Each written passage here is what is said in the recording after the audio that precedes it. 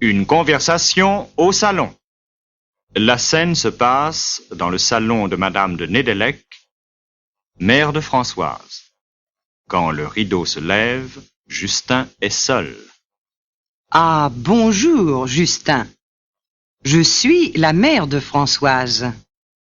Je suis très heureux de faire votre connaissance, madame. Vous m'excuserez, j'espère, de n'être pas allé à votre rencontre tout à l'heure. La nouvelle bonne qu'on vient de m'envoyer manque d'expérience et n'ose pas lever le doigt sans que je sois là pour lui donner des ordres. Il y avait justement une petite crise à la cuisine quand vous êtes arrivé, parce qu'elle ne savait pas faire marcher le fourneau à gaz.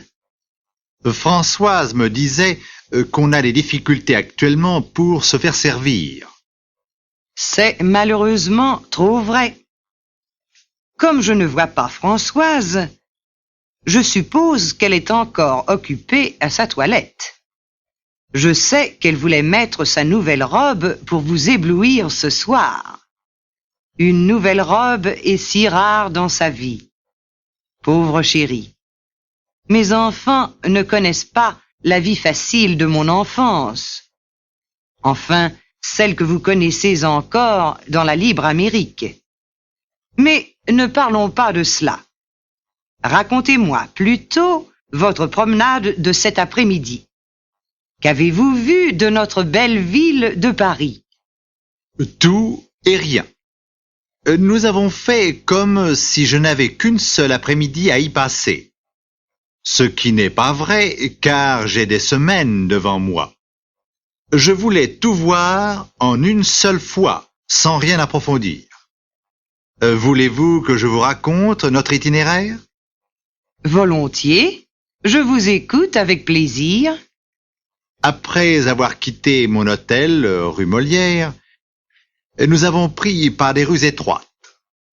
Nous avons traversé, au pas de course, le jardin du Palais Royal.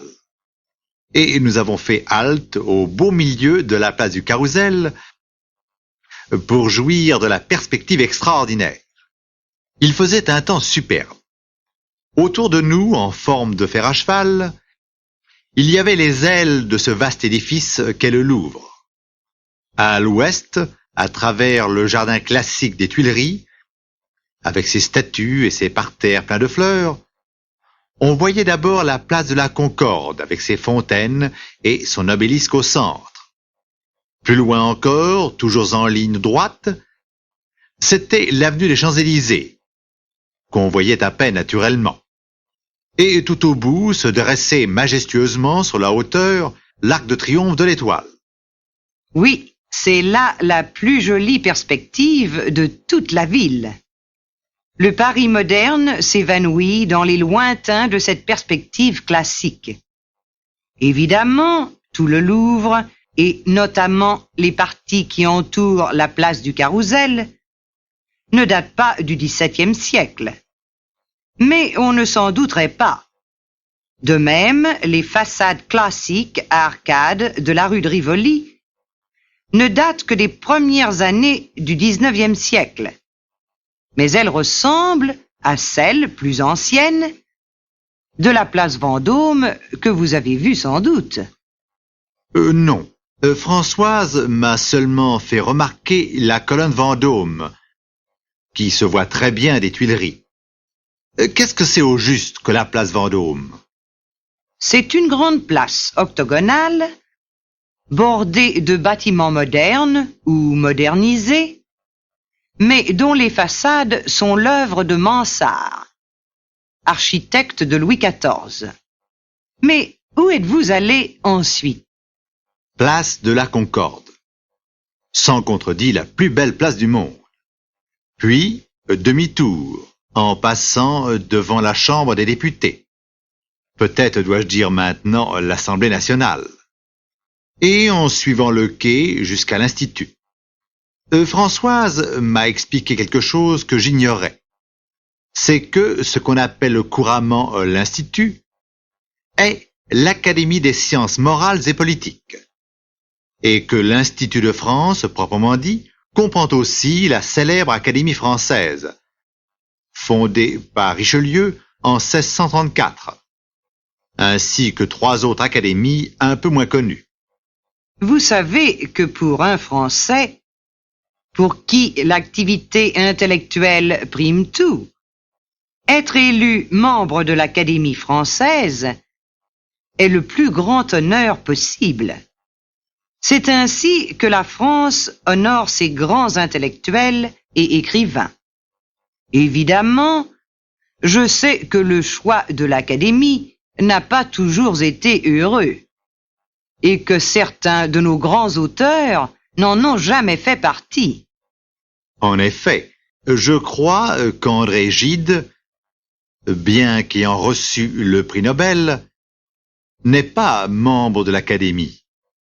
C'est sans doute qu'il n'y tient pas. Les honneurs ne lui disent pas grand-chose. Par contre, il y a l'exemple de Napoléon, je crois, qui, pendant la campagne d'Égypte, signait ses dépêches, général en chef et membre de l'Institut.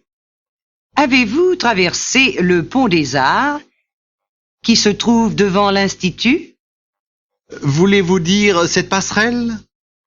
En effet, la vue est superbe, n'est-ce pas? Puis nous avons retraversé la Seine par le pont Neuf. C'est le pont le plus ancien de Paris, n'est-ce pas?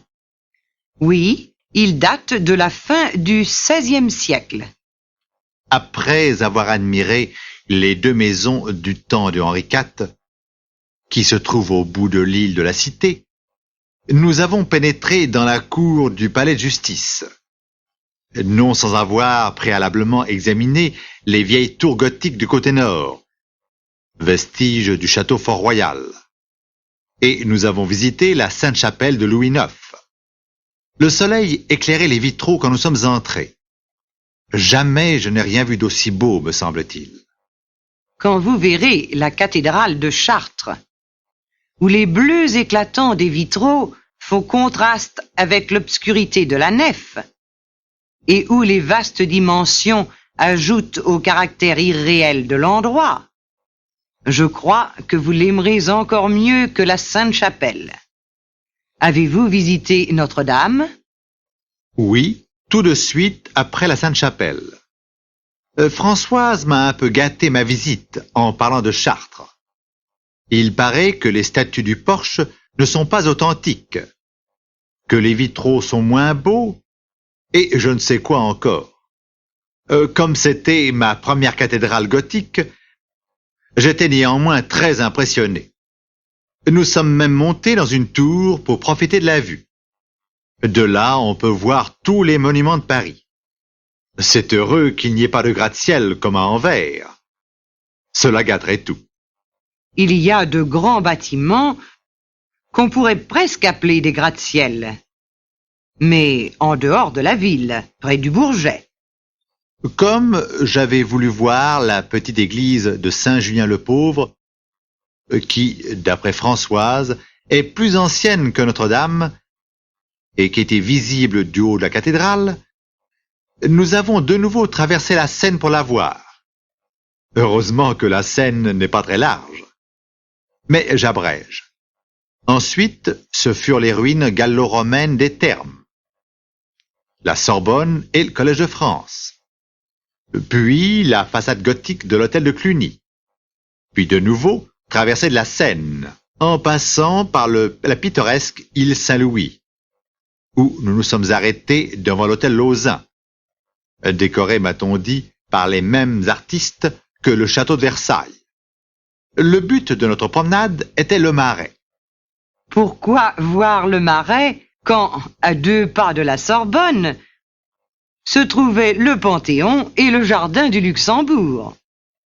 Je sais très bien que le Marais est considéré comme malsain et qu'on est en train de le démolir pour cette raison.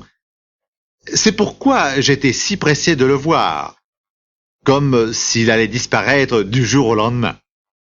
Il est difficile de s'imaginer que ce quartier délabré était le quartier aristocratique au XVIe et XVIIe siècle.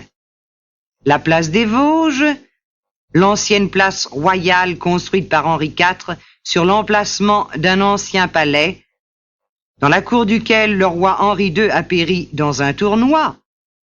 La place des Vosges, dis-je, a un air très coquet avec ses vieilles maisons Renaissance en briques. Oui, mais j'aime autant l'imprévu du Marais. J'aime pousser une vieille porte cochère pour me trouver soudain dans la cour d'un vieil hôtel de l'ancienne noblesse, tel que l'hôtel Lamoignon, l'hôtel de Sully, l'hôtel de Beauvais, l'hôtel des ambassadeurs de Hollande, sans parler de l'hôtel de Sens avec ses tourelles gothiques. Oui, tout cela est très curieux. Mais avez-vous vu au moins le Paris des grands boulevards? Oui, de la Bastille, nous avons pris le métro jusqu'à l'Étoile, pour nous replonger dans le Paris moderne, le Paris des grands boulevards et des Américains. Évidemment, les anglo-saxons sont à éviter, si vous voulez perfectionner votre français. Je me suis pourtant conduit comme un Américain dans le métro. Nous sommes descendus vers le quai quand le train y était déjà. Première gaffe, j'ai essayé de pousser le portillon automatique qui nous barrait l'entrée du quai. Et pourtant, il y avait un écriteau, comme Françoise me l'a montré ensuite, nous avisant qu'il était inutile de pousser. Elle s'est moquée de moi. Le train parti, le portillon s'est rouvert pour nous laisser passer. Deuxième gaffe, j'ai constaté que pour descendre du train, les voyageurs ouvraient eux-mêmes les portes en tirant très fort. Une fois dans le train, je me suis retourné et j'ai fermé la porte. Tout le monde m'a regardé comme si j'étais fou. Et j'ai vu un autre écriteau qui disait « La fermeture des portes est automatique ». Derrière moi, j'ai entendu Françoise qui s'esclaffait. Elle m'avait laissé faire exprès. Donc, vous allez garder un mauvais souvenir de votre premier voyage en métro. J'avoue que je n'aime pas me faire remarquer. Mais ça n'a pas été si mal que ça. Deux choses m'ont frappé dans le métro. D'abord, le plan très détaillé du réseau du métro. Françoise m'a appris, par exemple, qu'ayant constaté que le terminus de la ligne passant par l'Étoile était le pont de Neuilly, il fallait suivre les écriteaux et flèches, disant direction pont de Neuilly, pour arriver au quai. Vous avez bien retenu votre leçon. Mais quelle a été votre deuxième impression? Eh bien, celle d'avoir voyagé dans un bocal, puisque les fenêtres des voitures sont si larges. Et le bocal éclaire en passant les côtés du tunnel, de sorte qu'on peut lire du beau, du bon, du poney, qui se répète à l'infini. Vous avez vu, naturellement, le tombeau du soldat inconnu sous l'Arc de Triomphe. Vous avez admiré la majestueuse avenue des Champs-Élysées. Et puis après? Nous voulions nous promener jusqu'au Trocadéro, mais les jambes nous rentraient dans le corps. Nous avons fini par reprendre le métro. Au palais de Chaillot, très style moderne, nous avons joui du panorama sur le Champ de Mars, avec la vieille Tour Eiffel au centre. C'est très beau, mais cela fait un peu décor Hollywood. Tandis qu'au Marais... Mais vous y tenez à votre Marais. Ah, voilà Françoise qui est prête. On va pouvoir dîner maintenant. Vous devez avoir faim.